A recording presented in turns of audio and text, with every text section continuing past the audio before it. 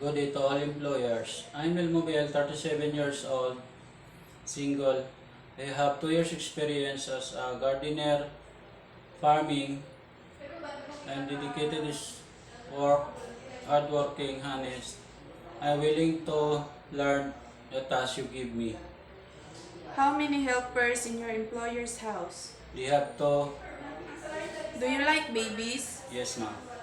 How about children? They have nieces and my siblings. What have been your specific duties as a gardener in the past? Since my been working at a gardener, we have farm,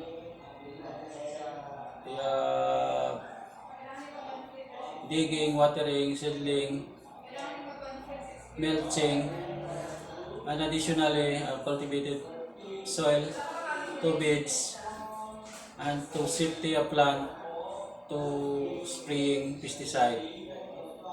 What specific tools and equipment have you used to help you in your gardening work? Yes, you have can operate manual, motorized,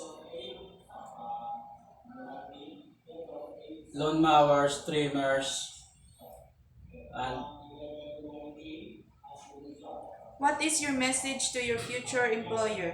to my future employer, Rudy. If I hired me as a gardener, I'll do my best for that work. I'm responsible for my duty and willing to finish my contract of my duty as long as you need me as a gardener. That's all. Thank you.